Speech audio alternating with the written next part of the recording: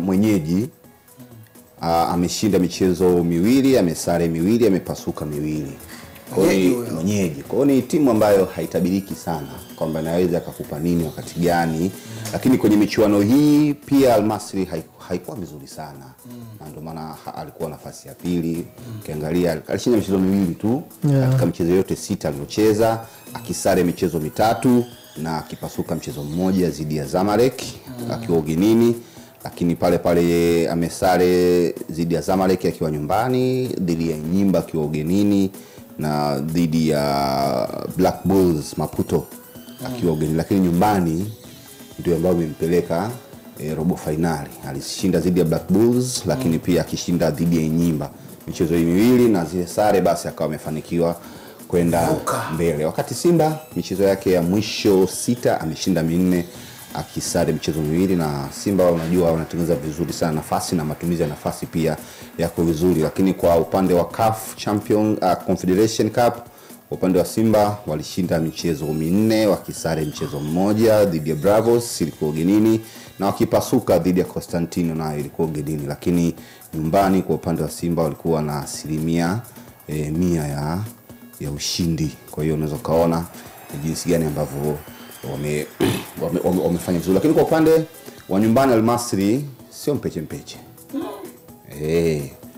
Ukiangalia kwa upande wa CAF michezo yake yote ameshinda, na hiyo sare moja dhidi ya Zamalek ambayo pia ni timu ngumu.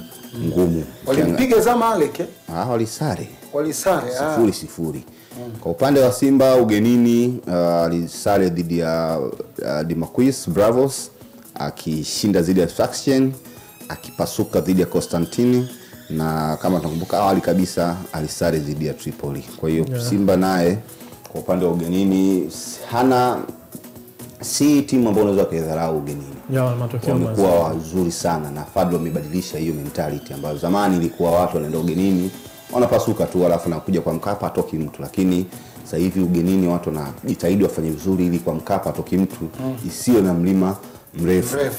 Yes, kwa hiyo ukija kwenye zile tip, kwa sababu muda umekimbia, ukiangalia kwa upande wa Al Masry katika CAF Confederation tukoongelea hapo, mechi 7 hajapoteza mechi 6.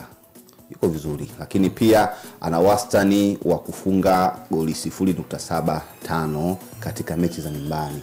Kwa hiyo unaweza ukiround up ni kama ana wastani wa goli 1 akiwa nyumbani. Kwa hiyo Simba angalie hiyo, naweza hilo goli 1 likaleta impact baadaye.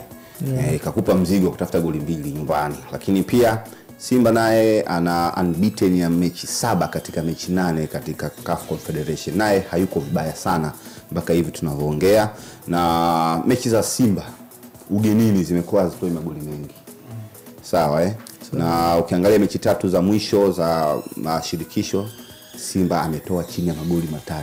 Kwa hiyo maana yake wanazuia vizuri. Hata kama washambulii au watengeneze nafasi nyingi kwa ugenini, lakini swala la kuzuia Simba wamekuwa wako vizuri sana kwa ugenini. Lakini kwa ugenini Simba amekuwa na ukiangalia katika mechi hizi Simba kwa nyumbani kwa ujumla, Simba amekuwa akiwa na wastani wa goli 0.63 kwa mchezo katika CAF Confederation. Kwa hiyo si timu ambayo inafunga magoli mengi, lakini si timu ambayo inaruhusu magoli. Kwa hiyo Fadlu amebalance timu kwamba anaweza akakupiga goli 1 alafu kalitafuta hilo goli ikawa shughuli.